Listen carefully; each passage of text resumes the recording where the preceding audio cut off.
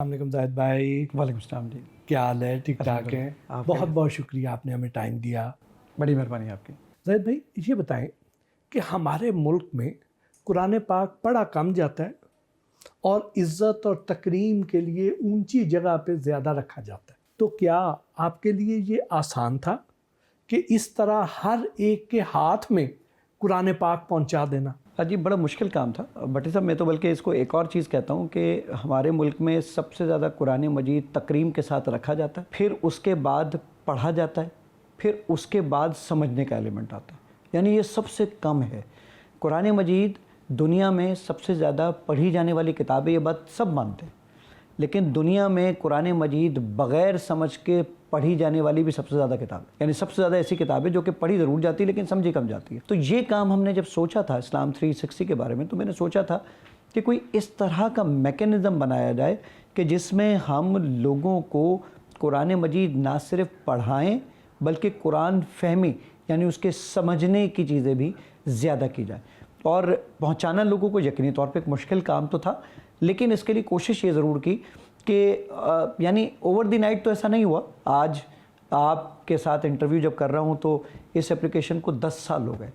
اب 10 سال کے بعد بھٹی صاحب میرے پاس آئے ہیں، تو اس سے پہلے کی ایک پوری جرنی ہے اور اس کے بعد جا کر لوگوں تک پہنچانے کے قابل ہو سکیں.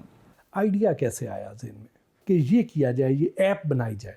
قرآن کی ایک آیت تھی جو میں نے مدت پہلے کہیں کسی لیکچر میں سنی تھی، اس کی مجھے صرف اردو ترجمہ آتا تھا. تو میں نے سوچا کہ یار یہ آیت کہاں پر ہے.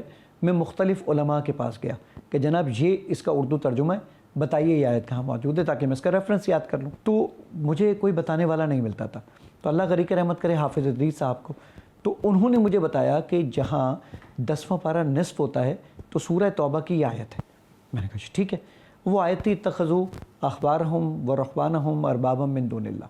تو اس وقت میں نے سوچا کہ یار میری طرح اور بھی تو لوگ پریشان ہوتے ہوں گے، مختلف موضوعات قرآن میں تلاش کرتے ہوں گے، تو پھر ان کو بھی تو مشکل ہوتی ہوگی.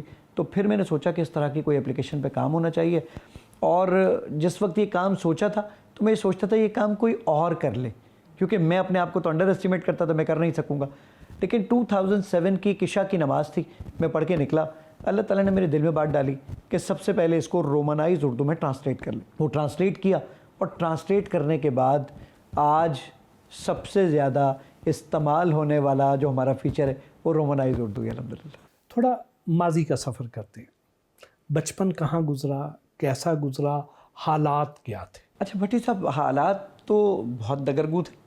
وہ اس طرح تھے کہ میں اپنی امی کے ساتھ کلاس 4 اور 5 کی بات ہے، اپنی امی کے ساتھ میں، میرا بھائی اور میری امی جا کے جس اسکول میں صفائی کرتے تھے صبح اسی اسکول میں پڑھتا تھا. جس چیئر کو میں نے اپنے ہاتھ سے صاف کیا ہوتا تھا اسی چیئر پر میں بیٹھتا تھا. اور پھر امی لوگوں کے گھروں میں جا کے برتن دھوتی تھیں اور کہ صفائی کیا کرتی تھیں، پھر پاپڑ بنایا کرتی تھیں. اور پھر ابا جو ہے ہمارے وہ یعنی ایک وقت میں ابا نے گٹر تک صاف کیا. مزدوری کا کام کرتے تھے ابا، جو راج مستری وغیرہ کا جو کام ہوتا ہے نا کہ گھر بنانا وغیرہ، تو ابا وہ کرتے. پھر اس کے بعد چھپائی کا کام، جس کی وجہ سے ہم چھپے بیسیکلی، تو چھپائی کا کام ہم کرتے تھے، ابا ہمارے کرتے تھے. اور امی پاپڑ بناتی تھیں. ہمارا تقریباً آپ کے ہاں کیونکہ مرلے چلتے ہیں، ہمارے یہاں گز چلتے ہیں. میرا تعلق حیدرآباد سے بیسیکلی، میری ایجوکیشن، میری پیدائش حیدرآباد کی. تو ہمارا تقریباً کوئی 2 مرلے کا گھر. تو وہ 2 مرلے کے گھر کے اندر جس میں ہمارے پاس باتھ روم بھی نہیں تھا نہانے کے لیے، صرف ایک ٹوائلٹ تھا. اس ٹوائلٹ میں بھی دروازہ نہیں تھا، اس میں بھی ہم پردہ لگاتے تھے. اور نہانے کے لیے ہمارا جو صحن تھا جس کے اوپر چھت پڑی ہوئی تھی، تو اس صحن میں اب جو کمرے میں ہے وہ کمرے میں رہے، جو باہر ہے وہ باہر رہے، اور ہم صحن میں بیٹھ کے نہا لیا کرتے تھے. اور اس کے بعد دروازہ مین کھول کے جو بھی جس سے بھی اندر آنا ہے یا باہر جانا ہے تو وہ استعمال کیا کرتے تھے. 6 بہن بھائی، 2 اماں ابا، اس طرح گزارا کرتے تھے. بس پھر ابا جو ہے وہ محنت مزدوری کے لیے کراچی آ گئے.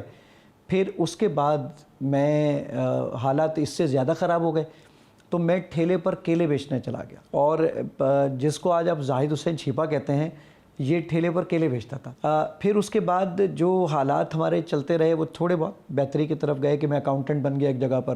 اکاؤنٹنٹ تو میں کہہ رہا ہوں، وہ مجھے منشی کہتے تھے، تو میں ان کے پاس آڑت کی دکان پہ ایک منشی کا کام کرتا تھا.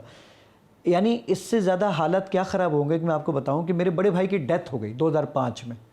ان کو کینسر تھا. تو بڑے بھائی کی جو ڈیتھ ہوئی تو محسن بھائی کو غسل دینے کے لیے ہمارے گھر میں جگہ نہیں تھی. ہم نے اپنے بھائی کو برابر والوں کے گھر میں لٹا کے غسل دیا, اور جنازہ بھی جو بھائی کا نکلا وہ برابر والے گھر سے نکلا.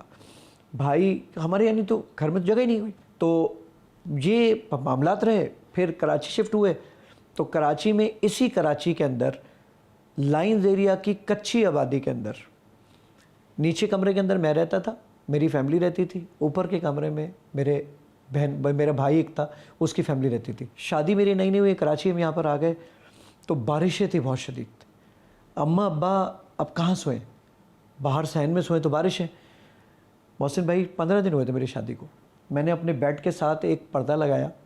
میرے اماں ابا زمین پہ سوتے تھے اور ہم بیڈ پہ سوتے تھے.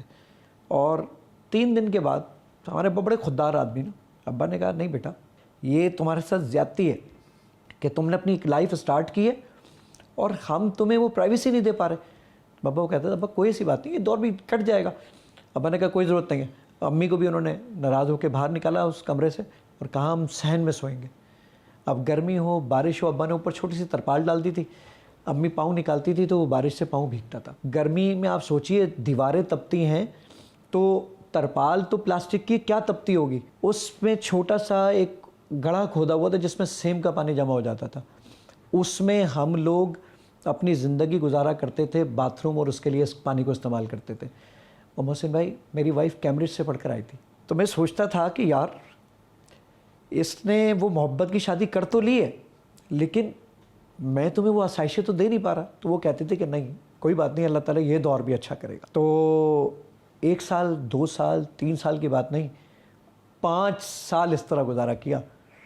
اور اس کے بعد پھر ہم ایک چھوٹے سے فلیٹ میں موو ہوئے اور پھر آہستہ آہستہ زندگی اچھی چلی. الحمدللہ آج میں جس مقام پر ہوں اللہ کی مہربانی, میرے والدین کی مشقت, محبت, دعائیں, اور اس کے بعد میری بیوی کا جو رول ہے نا اس میں, تو یقین جانیے میں آج تک مقروض ہوں اس کا کہ جس طریقے سے اس نے میرا ساتھ دیا.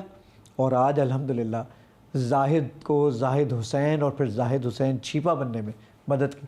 میں ان تمام لوگوں کا شکر گزار ہوں. آپ کے والد صاحب آپ اس دنیا میں نہیں رہے, کیا دعائیں دیتے تھے آپ کو, کیا ان کی خواہش تھی سب سے بڑی؟ 3 سال پہلے ابا اللہ کے پاس چلے گئے. ابا مجھے